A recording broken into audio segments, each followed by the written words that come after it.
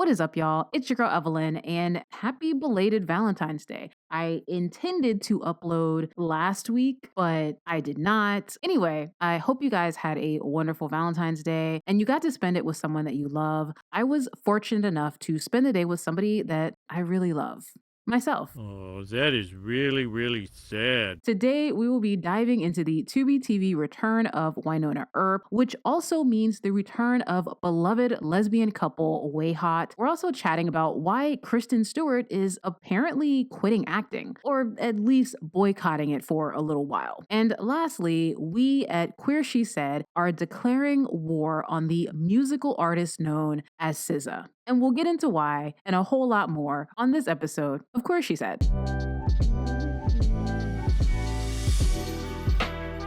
So we have to start with what I think is the most unexpected lesbian media news of 2024, and that is the return of Wynonna Earp. Now, if you're a longtime subscriber of the YouTube channel, you might remember I used to recap Wynonna Earp episodes back in the day, and I'll be honest, Wynonna Earp, it's not prestige TV. It's silly, it's campy, and it's a whole lot of fun. I love the show. It kind of reminded me of watching like Buffy back in the 90s, just like slightly wackier. Now, if you've never watched Wynonna Earp, it follows the great-great-granddaughter, I think, of Wyatt Earp, and basically she fights demons with a magical gun. And even though Wynonna herself isn't queer, her little sister Waverly is, and she's married to Nicole Hot, who is very hot, and together they are way hot. Now, the show ended in 2021, but the last season was not good. I'm not 100% sure what happened, but they had a lot of challenges. I believe they even had to rewrite the entire second half of the last season. Just being honest, it wasn't great. But they still managed to wrap up everybody's storyline and they all kind of rode off into the sunset, which is why I don't quite understand the purpose of this upcoming Wynonna Earp special called Wynonna Earp Vengeance. So last week, Emily Andrus, the show's creator, announced that there would be a 90-minute special that was going to be airing on to-be TV later this year. And they're just picking up where they left off. I'm not going to lie, this feels a little bit like beating a dead horse. If this news had come out of the Warrior Nun camp, I would be doing backflips right now because the show ended on a huge cliffhanger. Nobody got closure. We have no idea if Ava is even alive. So a 90-minute Warrior Nun special on to-be TV would be amazing. But like I said,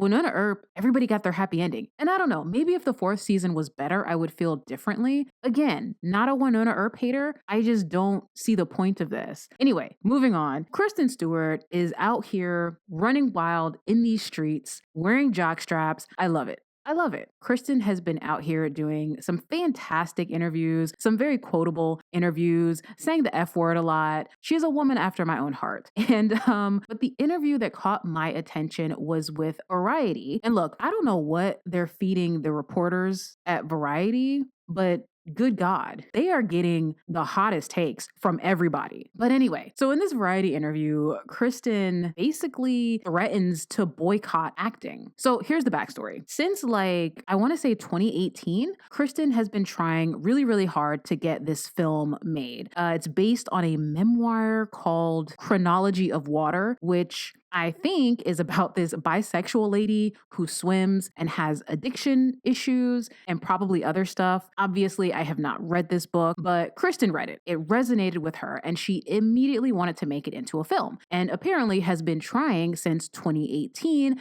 but hasn't been able to get it financed. And part of the reason, and she did allude to this, or she might have even said it, but part of the reason is she wants to direct it and not star in it. And to my knowledge, she's never directed a feature. She's directed a bunch of music videos and short films, but never a full-length feature. And I'm perplexed because I consider Kristen to be an A-list star. She's been killing the indie game for the past 10 years. And based on what this book is about, I cannot imagine it's that expensive. It sounds like a low-budget indie, to be honest. Now, granted, I have never made a movie in my life, so I don't know what I'm talking about. But still, it can't be that expensive. So anywho, back to this interview with Variety. So they asked her about this project and Kristen said, and I quote, "I'm going to make this movie before I ever work for someone else. Yeah, I will quit the fucking business. I won't make a fucking another movie until I make this movie. I will tell you that for sure."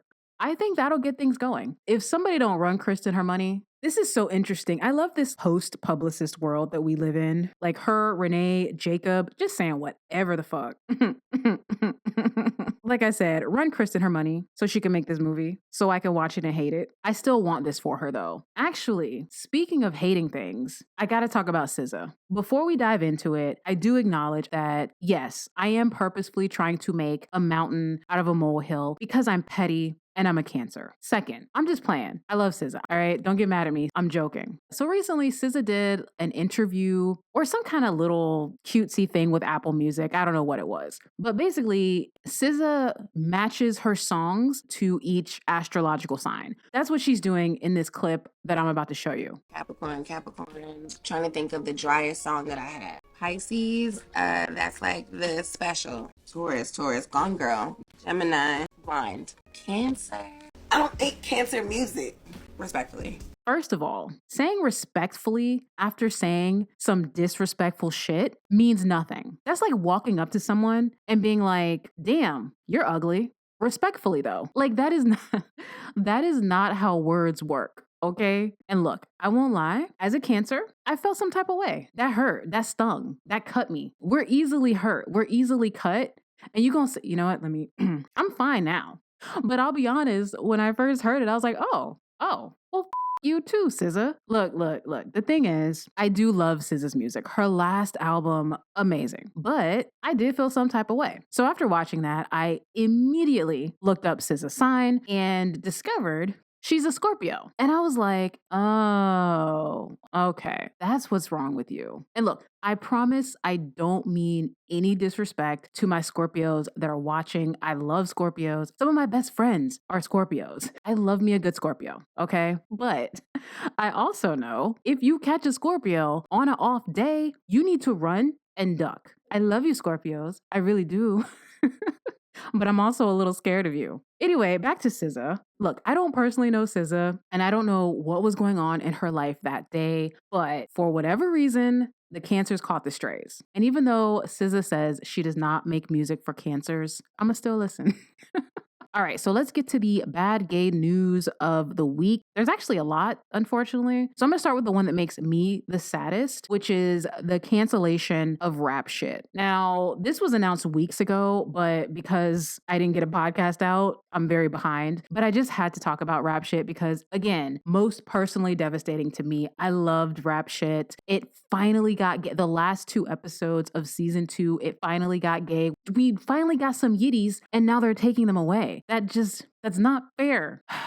I hate it here. All right, moving on to unsurprising, I would say, cancellation news, and that is Sarah Paulson officially announced. I don't know if she officially announced it, but she was like, yeah, Ratched is canceled. Although, to be honest, I had been already operating under the assumption that Ratched was never coming back. I don't think anybody was waiting for it. I could be wrong. If you were waiting for it, I'm sorry. But, you know, I'm not going to lie. I feel nothing about that announcement. Ratched was fine. I don't think Ratched needed a second season. I'll be honest. I think Ratched should have ended halfway through the first season. It did that Ryan Murphy thing that his shows always do where they just fall off a cliff for like the last 3 episodes of the season. It did that. I'll miss Mildred and Gwen. I think they were very cute. I think they had great chemistry, but You know what? Speaking of cancellations, has anyone heard anything about High School? The Amazon Prime Tegan and Sarah Clea Duvall show. It was set in the 90s in Canada, basically a less gritty version of My So-Called Life, because I don't think it's been officially canceled. I hope it hasn't been officially canceled. Look, if any of y'all have insider information, can you just like DM me on Instagram? I'm trying to use Instagram more. DM me on Instagram if you have insider information about High School. I feel like it was so slept on. I don't remember anybody really talking about it that much. And I thought it was so cute. Also, too, something I appreciated, not to get too deep into High School, but something I appreciated about the show is the way that they depicted the mother. Because in a lot of teen shows, the parents are usually barely present or just very two-dimensional. And it makes sense. It's a teen show. You're not there for the parents. But the mother, oh, what's her name? How I Met Your Mother. What's her name? Colby Smothers? That doesn't sound right. That sounds wrong. Anyway, the mother character I thought was so interesting. She was borderline unlikable. I just thought she was so like wonderfully complex and layered, even though Homegirl's accent waxed and waned like the wind. Anyway, I really hope it's not canceled. I'm so invested too in their storylines. I am so worried about that little emo girl with the sad eyes. Is she okay? I feel like she's not okay. What's going on with her? Like I said, if you're an insider, DM me. DM me on Instagram. Let me know what's going on with high school. Moving on. Sex in the... and Just Like That. So apparently, I don't know if this is official or just like a widely circulated rumor, but apparently the character Che, who is queer and in a relationship with Miranda, has been dropped from the show, is what I'm hearing. I do apologize. I have never watched one episode of this show. I probably never will. But when I was looking this up, I was surprised to find that apparently, allegedly, Che is a very unpopular character. Is that true? Y'all don't like Che? Why don't y'all like Che? But anyway, if that's true, I'm wondering if season 3 might not be as queer as season 2 was, or maybe Miranda will get a new queer love interest. I don't know. Okay, is that all the bad gay news? Whew. Okay, let's get some good gay news. First off, very quickly, I say we, like it's not just me. It's just me. Anyway, I want to welcome Renee Rapp to lesbianism, apparently. Congrats, I guess. I don't know. What do you say to that? I don't know how to cover that. I probably shouldn't say anything because there's nothing wrong with being bisexual. Like, I don't want it to be like, welcome to the good side. Like, no, like the bisexual side is good too. I assume. I'm told. Many people tell me. Anyway, next in good gay news. Is this good gay news? I heard this weeks ago and I haven't heard anything else. So you guys remember last podcast, I talked about Our Flag Means Death being canceled. Well, apparently Our Flag Means Death fans pulled a warrior nun and they rented out a billboard, I want to say in Times Square or somewhere. So that's cool. I just don't... Does that do anything anymore? I feel like the streaming landscape is just on fire. And all of these amazing shows like Our Flag Means Death and Ratched, not so much Ratched, but all of these amazing shows have become casualties of this unsustainable dumpster fire. I'm not saying don't fight for shows. I don't know. I guess I'm just feeling very despondent about the state of queer media. I don't know. It's rough out here. It's rough out here in these streets. Anyway, I'm going to say that that's good gay news. Our Flag Means Death fans are not going down without a fight. So next in good gay news, oh my God, I really should have put this podcast out last week. I'm sorry. All of my stories are old because again, this should have been out last week, but I do want to congratulate Tracy Chapman because she performed at the Grammys and I thought that was great. You know what? True story. The first time I ever heard Luke Combs sing Fast Car was the Grammys. And that's no shade to Luke Combs because I knew his cover existed and was climbing the charts, but there was no part of me that wanted to hear anyone else sing Fast Car. It could be Beyonce. I don't want to hear Beyonce sing Fast Car. I only want to hear Tracy Chapman sing Fast Car. So anyway, super late. Congratulations to Tracy.